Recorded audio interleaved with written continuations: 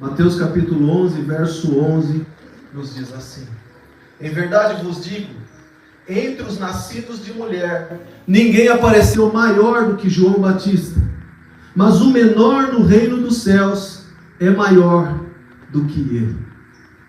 Amém?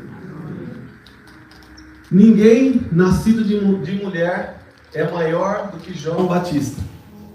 Mas, como diz a palavra, o menor no reino dos céus é maior do que ele. O que Jesus está falando aqui? O que é esse negócio de ser maior ou ser menor? Eu sou melhor do que o outro, e o outro é pior do que eu sou maior do que o outro é menor do que eu.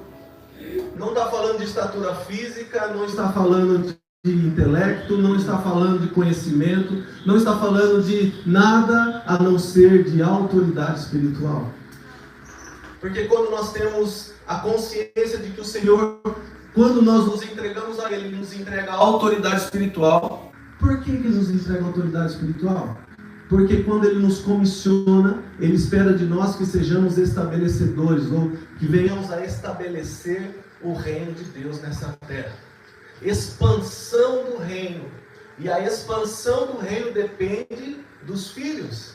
A expansão do reino de Deus depende de mim e de você. A expansão do reino de Deus depende de nós. O diabo, vosso adversário, anda em vosso derredor, bramando como um leão, procurando a quem possa tragar. Veja, o diabo não é o leão.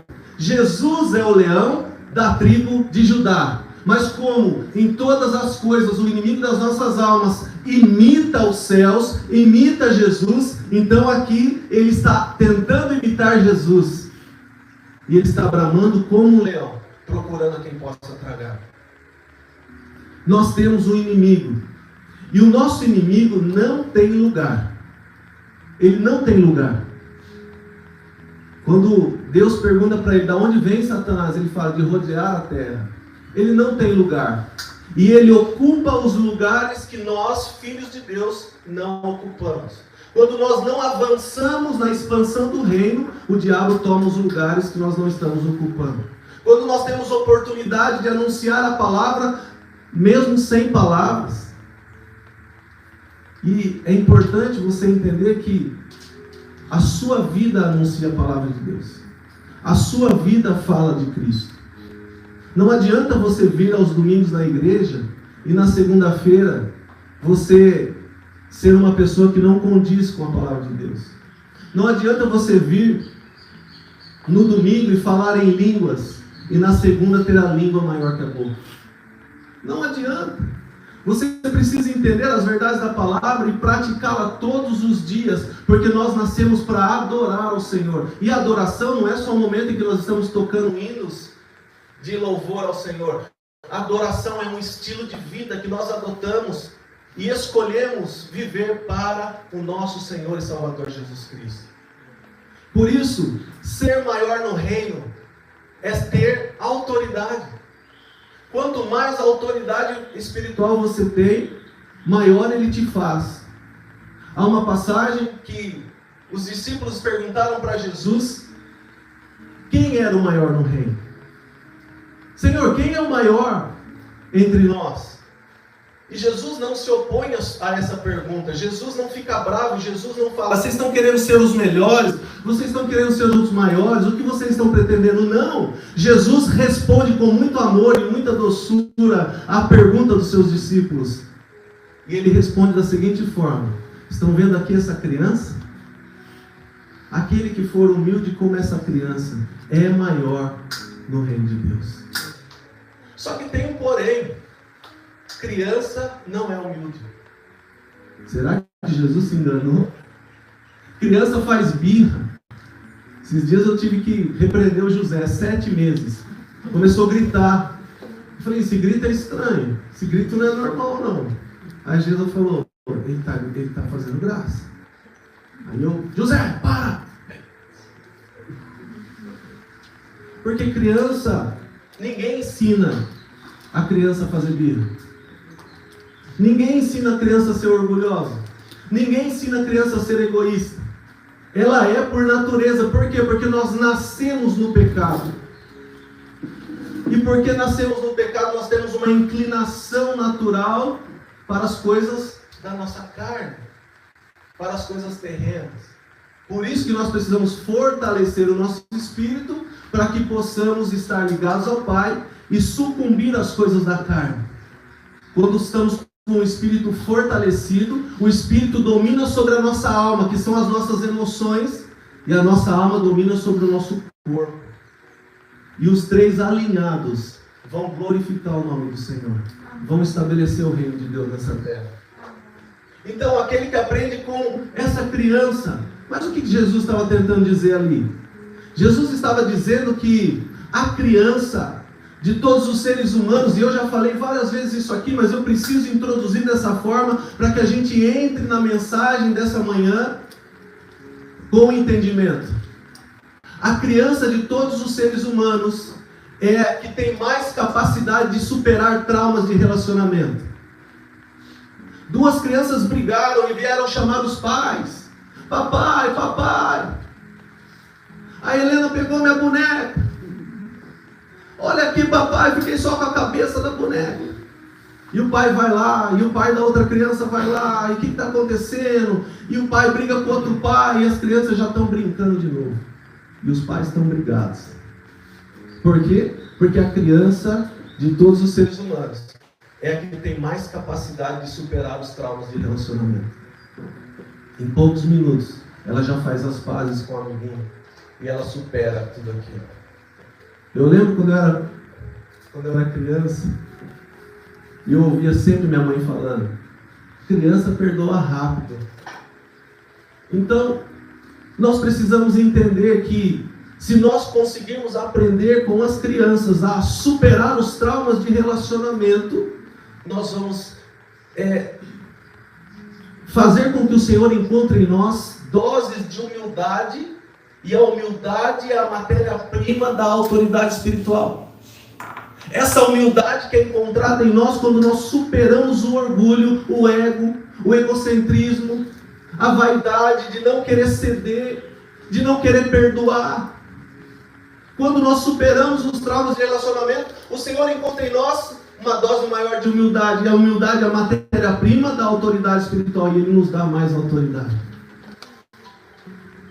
Então, a palavra de Deus, quando anuncia, quando Jesus está falando que João Batista é o maior entre todos os profetas, e o menor no reino de Deus é maior que João Batista, nós precisamos entender, meu Deus, João Batista foi maior que Abraão, o nosso pai da fé. João Batista foi maior que Moisés, o libertador que libertou milhares e milhares de israelitas das garras de Faraó no Egito. João Batista foi maior do que Josué, que conduziu o povo até a terra prometida. Foi maior que Noé, que durante 120 anos construiu uma arca, crendo na palavra de Deus, sendo taxado de louco. Mas quando veio o dilúvio, o Senhor provou a sua palavra e honrou a vida de Noé. Quantos homens, Elias, Eliseu, quantos e quantos nós encontramos na palavra, e Jesus diz, João Batista é maior do que todos eles.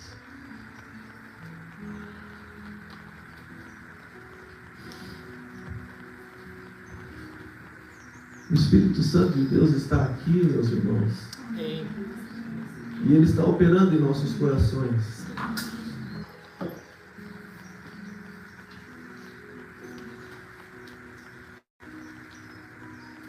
Que nós possamos compreender essa palavra nessa manhã e fazer uma reflexão, uma autoavaliação de como está a nossa vida diante de Deus. Eu não tenho vida com Deus. Começa por aí. Começa por aí.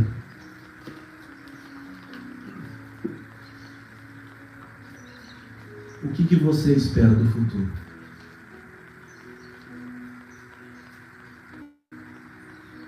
Pense e responda para você mesmo. O que você espera do futuro? O que você espera da sua vida? Quais são os planos que você tem feito? Qual é a sua esperança? Ou aonde está depositada a sua esperança?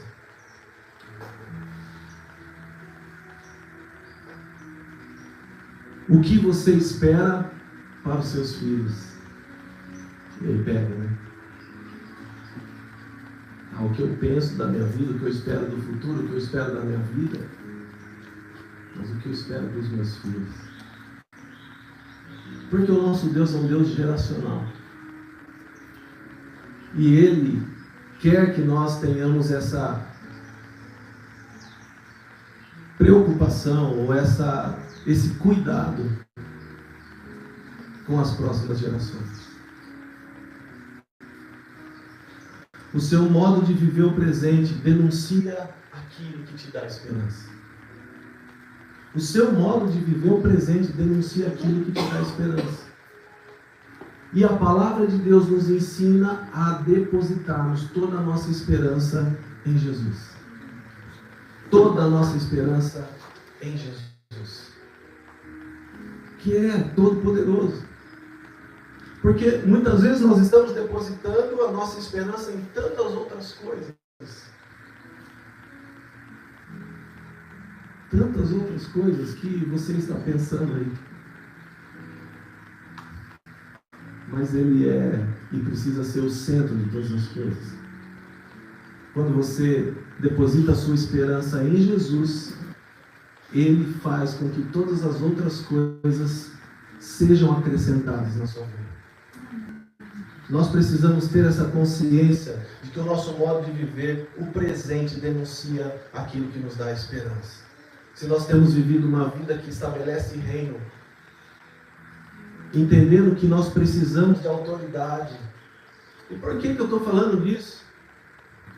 Porque nós vivemos em ambientes relacionais. Nós não somos isolados no mundo.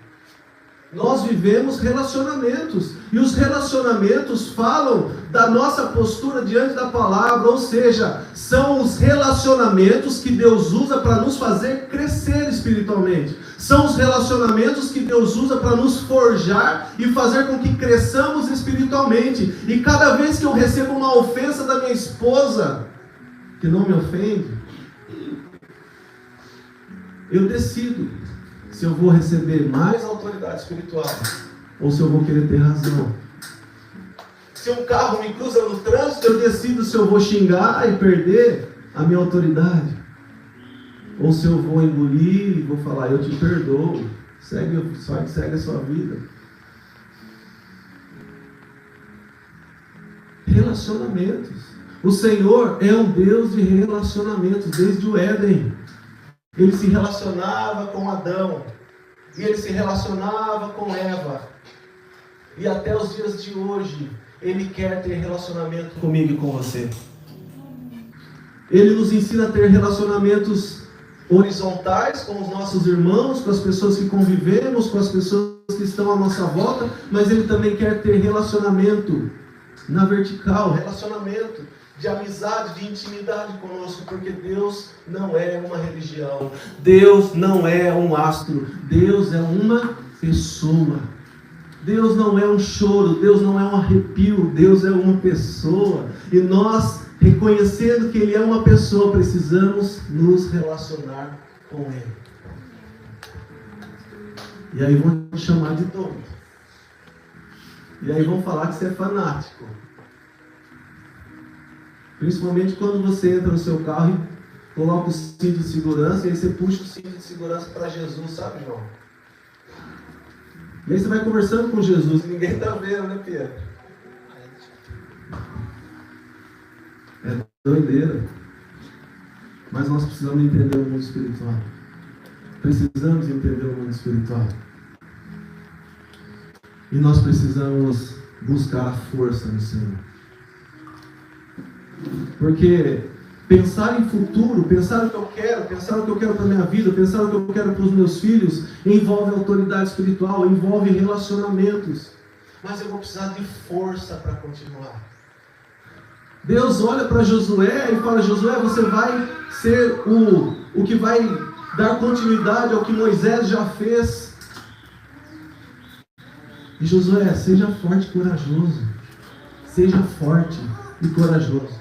Nós precisamos de força, nós precisamos de coragem. E sabe o que nos faz fortes? É o tanto de entendimento que nós temos sobre aquilo que ainda irá acontecer. É isso que nos fortalece. É nós entendermos o que ainda irá acontecer. Meu Deus, mas como que eu vou entender o que ainda irá acontecer? Conhecendo as Escrituras. Quando você conhece as Escrituras, você entende e tem a visão, a clareza do que ainda está por vir. E o que ainda está por vir te gera esperança, e a esperança não te confunde, e você prossegue para o alvo, fortalecido no Senhor, sabendo que Jesus virá. Mas antes de Jesus vir, algumas coisas ainda irão acontecer.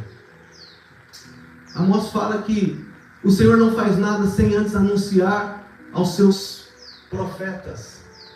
O Senhor não faz nada sem antes revelar aos nossos corações. E para que Ele possa fazer isso, compartilhar o coração dEle, nós precisamos ser chamados amigos de Deus. E quem é amigo?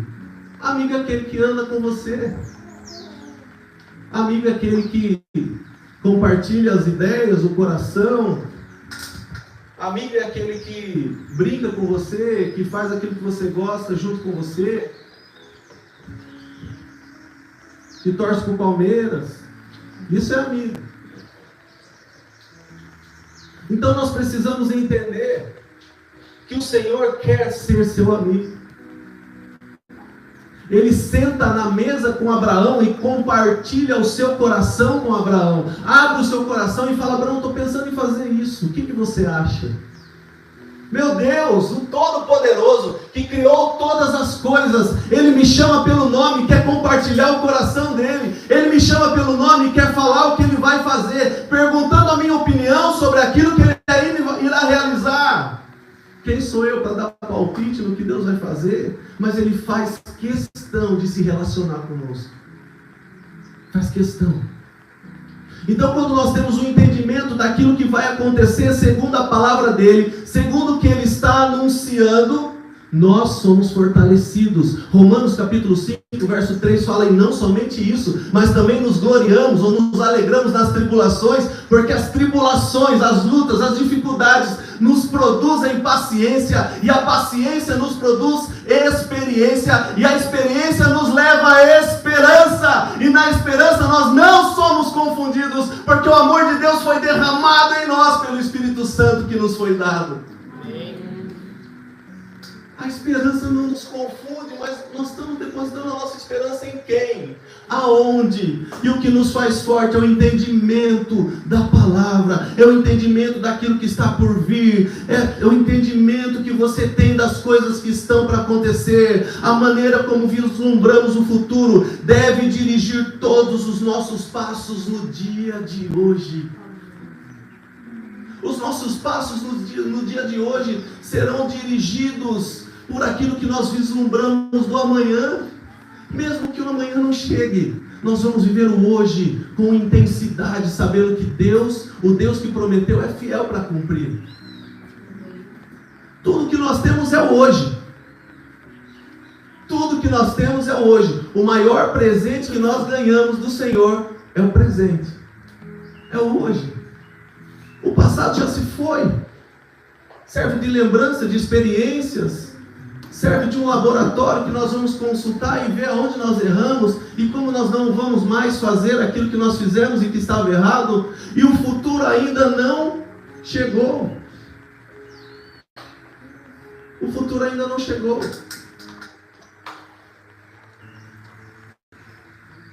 Talvez você saiba o que tem para o almoço hoje. Mas nós ainda não sabemos se vamos conseguir almoçar. Porque o futuro ainda não chegou. E nós precisamos viver o hoje com intensidade. Mas a intensidade, a energia é gasta de uma maneira cirúrgica, pontual, da maneira correta. Porque os dias estão passando E não sei se você percebeu, mas o tempo está acelerado. A palavra de Deus fala que o Senhor abreviaria os dias, porque senão até aqueles que são seus escolhidos estariam perdidos. E não sei se você percebeu, mas os dias estão mais curtos, embora ainda tenham 24 horas. Nos atentemos para essas coisas que já foram anunciadas pela palavra. E quando nós nos atentamos, nós vivemos o hoje de forma produtiva, intensa. Por quê? Porque nós entendemos o que virá. Nós vislumbramos o amanhã. Nós sabemos para onde nós estamos indo. Nós sabemos o Deus que nós servimos. Nós sabemos que Ele fala e Ele cumpre. E deixa eu falar uma coisa para você, abrindo parênteses. Muitas vezes você vê promessas na palavra, ou algum profeta te dá uma promessa vinda da parte do Senhor, e o Senhor confirma aquela promessa que foi dada, e o seu espírito se alegra. E quantas são as pessoas que, recebendo profecias, recebendo promessas do Senhor, se afastaram dos caminhos do Senhor? Quantas são as pessoas que se distanciaram dos caminhos do Senhor? E quando voltam para os braços do Pai, é recebido com amor, e aí você pergunta, o que aconteceu? Por que você se perdeu no meio do caminho? Ah, porque as promessas foram feitas e não foram cumpridas. E a pergunta é, o que você tem feito para que as promessas se cumpram na sua vida? Ah, mas não foi Deus que prometeu, o que eu tenho que fazer? A Bíblia fala, se eu não me engano, é nessa passagem mesmo. Verso 12, desde os dias de João Batista até agora, o reino dos céus é tomado por esforço, e os que se esforçam se apoderam dele. Promessas feitas são tarefas dadas. Promessas feitas são tarefas dadas. Quando o Senhor te promete, Ele está falando, ei, se mexa para receber a promessa. O povo estava cativo no Egito. Moisés é levantado como libertador, liberta o povo do Egito e vai para o deserto. Deserto é lugar de passagem, de transformação. Deserto é lugar de transferência, de crescimento. Mas o povo se perdeu. E um caminho que duraria, segundo estudiosos, 11 dias talvez, durou 40 anos. E aí, os filhos começam a nascer no deserto. E os filhos que nascem no deserto são a geração que entram na terra prometida. Deus prometeu uma terra, Deus cumpriu a sua palavra, e a terra foi conquistada. Só que eles entram na terra e tem gigantes. Como que Deus faz uma promessa de algo que está ocupado? Como que Ele promete uma terra e a terra está ocupada? A terra não era nossa, Deus não prometeu a terra. Como nós chegamos na terra, a terra está ocupada, cheia de gigantes. E o povo tem que se posicionar, se levantar, matar os gigantes e conquistar a terra. As coisas da antiga aliança são sombras espirituais das realidades que nós vivemos hoje. E isso nos ensina que a terra da promessa nas nossas vidas tem que ser tomada à força. Tem que ter esforço da nossa parte. Nós recebemos promessas e nos alegramos no Espírito. Aí vem alguém e confirma aquela promessa dada pelo Senhor, e nós recebemos no Espírito, nos alegramos. Uau! Mas nós nos esquecemos que somos Espírito, alma e corpo. Nós nos alegramos no Espírito, choramos de emoção, e nós, no nosso corpo, não fazemos nada. Como que você vai conquistar a promessa? Como que você vai tocar a promessa?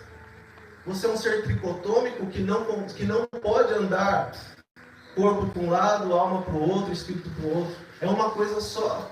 Então você recebe no espírito, você se emociona na alma, e agora você tem que orar, você tem que jejuar, você tem que fazer campanha, você tem que se mexer, fazer movimentos, falar com pessoas, ligar para alguém, mandar uma mensagem. Você precisa fazer o que tem que ser feito para que você tome posse das promessas do Senhor. Amém. Tome posse das promessas do Senhor. No texto que nós lemos, Jesus afirma que João Batista era o maior no reino dos céus. Como João Batista poderia ser maior que Abraão, nosso pai na fé? Como? Por causa da autoridade dele? Sim. Mas Abraão também tinha autoridade. A diferença é que Abraão, em toda a sua peregrinação, em todas as suas caminhadas, ele andou sempre em obediência ao Senhor, conduzindo ou indo para uma terra e conquistando uma terra que seria chamada Israel. Então Abraão, ele se dirige e ele se posiciona em obediência para pisar nessa terra que se chamaria Israel. Agora João Batista é aquele que anuncia o Salvador da terra que Abraão conquistou. João Batista é aquele que anuncia o Salvador de Israel. João Batista é aquele que anuncia Jesus, eis o Cordeiro de Deus, que tira o pecado do mundo. Só que a palavra fala que aquele que é menor no reino é maior que João Batista. Uau! Por isso, meu querido, minha querida, que é cristã, não se diminua. Não se diminua no reino. Porque às vezes você vê o que as pessoas estão fazendo e mede a sua autoridade pelo que as outras pessoas fazem. Mas o Senhor não olha como o homem vê. Ele olha o coração. E o fazer é consequência do se relacionar. Quantas vezes nós estamos fazendo para o Senhor, mas nós não temos relacionamento pessoal com Ele. Ele nos chama para um relacionamento de intimidade, de proximidade, para que como consequência nós venhamos a servi-lo por amor, espontaneamente, sem forçar nada, sem cobrança, sem peso, com leveza e com alegria. Se eu tenho amizade com meu cunhado, e eu já falei isso aqui, vou usar o mesmo exemplo. Se eu tenho amizade com meu cunhado, a gente conversa, a gente troca ideia, a gente joga bola junto, eu faço gol nele, porque ele é goleiro, e um monte de coisa. Quando a gente está aqui, está mexendo e tal, eu tenho alegria, eu tenho prazer em ajudar ele a montar a bateria. Quando eu vou na casa dele, eu tenho alegria e tenho prazer em ajudar ele a assar a carne que ele vai assar hoje. É hoje? Por quê? Porque o serviço, o servir, ele é consequência do se relacionar. E nós estamos trocando a ordem das coisas. Nós estamos trocando a prioridade. Senhor, fala para Maria que ela precisa me ajudar. Marta. Maria escolheu a melhor parte e essa não lhe será tirada. Não que não seja importante o serviço, mas é primeiro o relacionamento. Primeiro o relacionamento. E glória a Deus por isso. Todo o povo estava usufruindo daquilo que Abraão decidiu em obediência. Todo o povo estava usufruindo daquilo que Abraão decidiu em obediência. Mas não era o povo que estava com ele. Séculos depois, o povo estava usufruindo por causa da obediência de Abraão. Isso fala muito forte comigo. Porque eu e minha casa decidimos obedecer.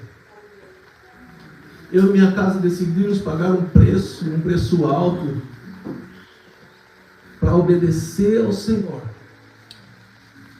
E o choro não é de sofrimento, o choro é de alegria, é de plenitude no Espírito,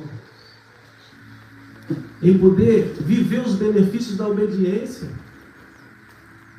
Há um vazio dentro do ser humano que só Jesus pode preencher. E como eu falei aqui, ministrando louvor, nós procuramos em outras pessoas, em outras coisas, nós procuramos em outros lugares, queremos matar a sede da nossa alma, nós queremos matar os desejos da nossa carne, nós queremos ter prazeres, mas só Jesus pode saciar a nossa sede. Só Jesus pode completar o buraco que há na nossa alma, no nosso ser. E quando eu vejo que séculos depois, as gerações que vieram depois de Abraão usufruíram da obediência dele, isso só me fortalece ainda mais para continuar. Como que João poderia ser maior? Ele apontava para o Salvador de Israel. Ele apontava para Yeshua HaMashiach, para Jesus, o nosso Mestre, o nosso Senhor, o nosso Salvador. Para Jesus, que mesmo sendo Deus, não usurpou ser igual a Deus. Antes, tomou forma de homem, se esvaziou de si mesmo, se humilhou e foi até o fim. E morreu. Morte de cruz.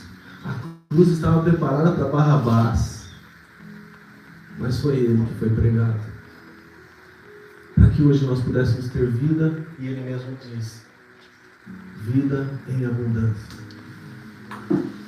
Nós não podemos abrir mão das promessas que o Senhor mesmo nos fez. Nós temos que buscar viver todas as suas promessas. O que nos faz grandes ou pequenos não são os nossos resultados. O mundo quer que a gente dê resultados, mas a palavra quer que a gente dê frutos. Os resultados são para nós, os frutos são para o outro. A árvore não dá fruto para si mesma. Os resultados que o mundo fala que nós temos que dar é para que nós sejamos a cada dia melhores. Os frutos glorificam o nome do Senhor através da nossa vida. Que Ele viva e que eu diminua, que Ele cresça e que eu diminua. Nós não estamos atrás de reconhecimento, nós estamos atrás de glorificação do nome do Senhor. O que nos faz grandes ou pequenos não são os nossos resultados, não são as nossas recompensas dos nossos trabalhos, não são os nossos recursos financeiros, não é o nosso status social, não é o nosso perfil no Instagram, não é quantos seguidores você tem, não são os seus bens materiais, não é o seu intelecto, não é a fama, não é a formação acadêmica, não é o seu sobrenome, nada disso. O que nos faz grandes no reino é o reconhecimento do quanto nós precisamos do Senhor, é a humildade de coração,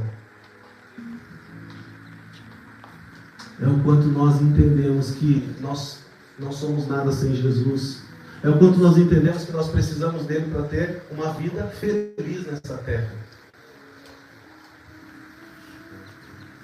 Se a felicidade tem nome, a felicidade se chama Jesus Cristo. E a gente está procurando a felicidade, em busca da felicidade. É um filme, né? Ah, Jesus. Nossa grandeza é determinada pela nossa obediência. É a nossa capacidade de ouvir e obedecer. De ouvir e obedecer. Eu não vou lembrar a palavra, mas no hebraico, se o Ed lembrar, você me ajuda. No hebraico, a palavra obedecer, ela tem o significado de ouvir e obedecer. Lihut.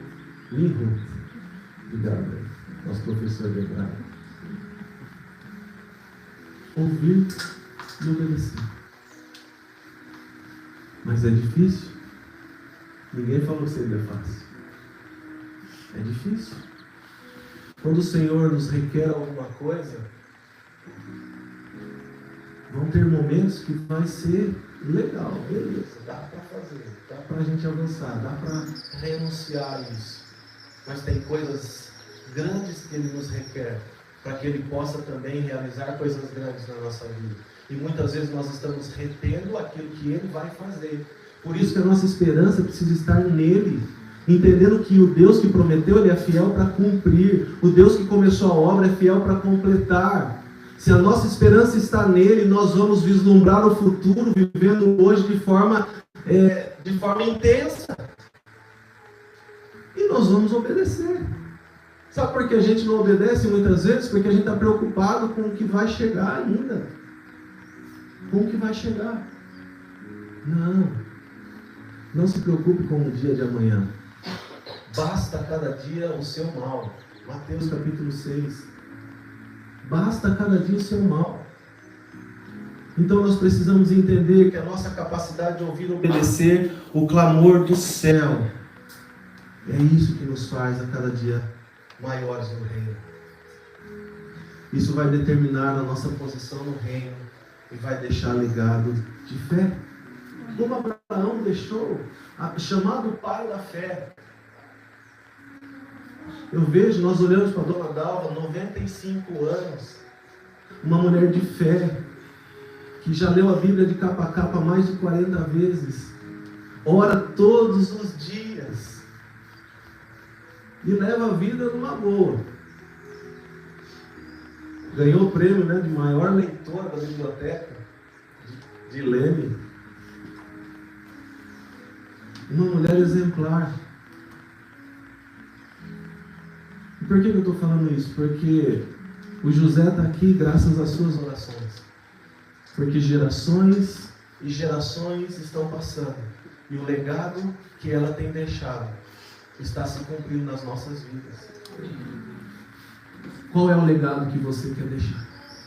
Qual é o legado que você quer transferir? O que você quer fazer para as próximas gerações? O que nós precisamos primeiro é pedir para o Senhor gerar em nós o entendimento que Ele tem sobre gerações. Por quê? Porque a nossa natureza egoísta não está preocupada com as próximas gerações. E o Senhor quer que nós tenhamos cuidado com as próximas gerações.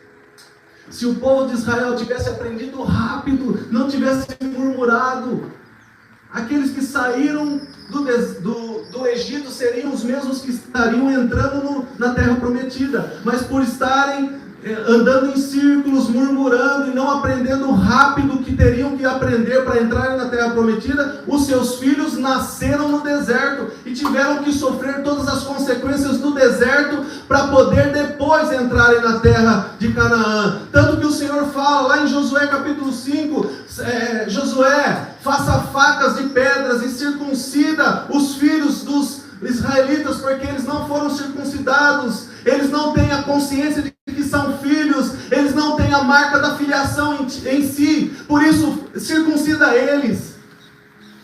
Nós muitas vezes estamos permitindo que os nossos filhos nasçam e cresçam e andem no deserto da nossa vida. E o que nós estamos fazendo para sair desse deserto? A minha filha outro dia, a Sara, 10 anos, estava no carro, e ela comigo, e a gente conversando, diversas coisas, e ela falou assim: papai, quando esse deserto vai acabar? Me alegrou muito saber que ela já tem esse entendimento, mas da mesma forma foi algo que o Senhor me feriu. E o Senhor nos fere para crescimento.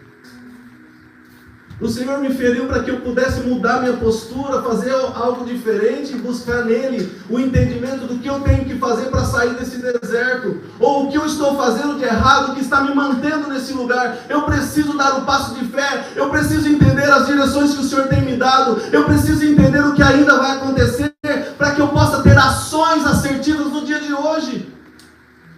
E nós não estamos preocupados com as próximas gerações. Por causa de decisões erradas que eu tomei no passado. As minhas filhas nasceram no deserto. E que você possa aprender com os meus erros. Não tome decisões precipitadas, mas se aconselhe com o Senhor e com conselheiros experientes que vão te ajudar a tomar decisões certas, para que os seus filhos não sofram. Que o Senhor gere um entendimento em mim e em você, do quanto Ele quer que nós tenhamos essa aplicação pessoal para gerar algo na vida dos nossos filhos, espiritualmente falando. O Deus de gerações. Não à toa você ouve o Deus de Abraão, de Isaac e de Jacó.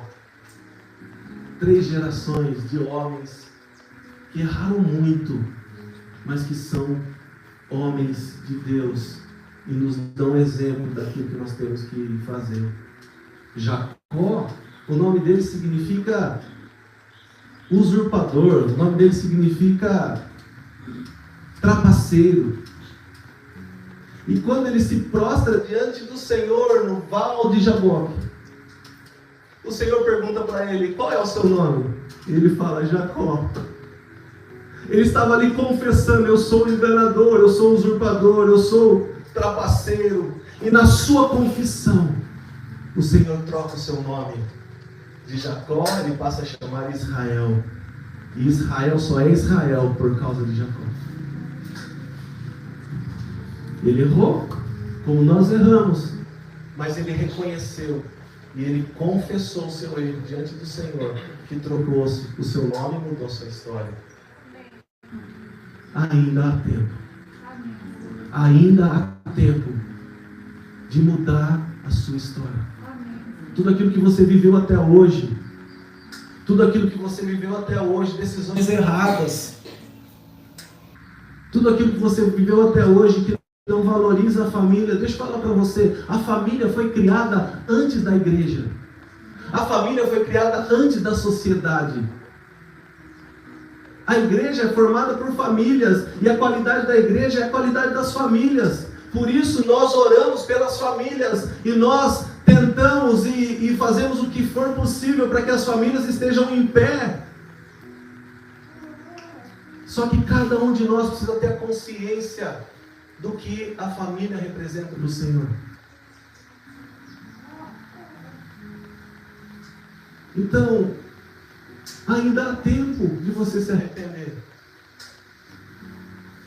A palavra de Deus fala que há festa nos céus quando alguém reconhece o seu erro. Há festa nos céus quando alguém se arrepende. O seu arrependimento na terra gera uma festa nos céus.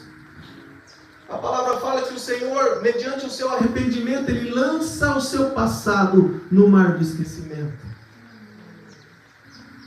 E às vezes nós estamos lembrando, fazendo questão de lembrar do nosso passado. O Senhor não quer que você lembre mais.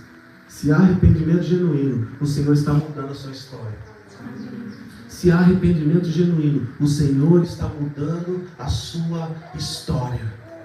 Não importa o seu sofrimento, não importa o que você praticou até hoje, o Senhor está mudando a sua história mediante o seu arrependimento. Mas aquele que é menor no reino dos céus é maior do que ele. Mateus 3,11 diz: eu os batizo com água para arrependimento. Isso é João Batista que está falando. Mas depois de mim vem alguém mais poderoso do que eu, tanto que não sou digno nem de lavar as suas sandálias. Ele os batizará com o Espírito Santo e com fogo. Nós temos autoridade. O menor entre nós é maior que João Batista.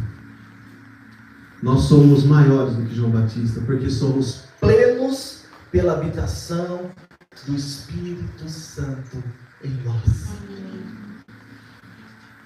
E esse plenos pela habitação do Espírito Santo em nós, eu copiei da aula do Ed ontem. Efésios capítulo 3.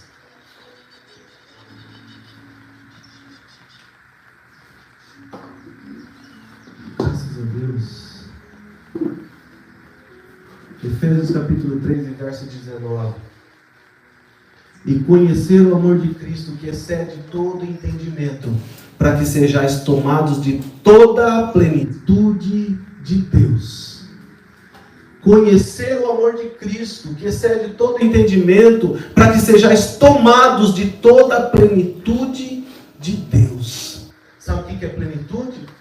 É algo completo, é um complemento total, é uma medida completa, é abundância, o que foi completado. A palavra descreve um navio com carga e tripulação total, e uma cidade sem casas vazias. Enfatiza firmemente a plenitude e a perfeição. Nós podemos ser plenos em Cristo, no nosso espírito, pelo Espírito Santo que habita em nós. Mas isso é só para aqueles que querem.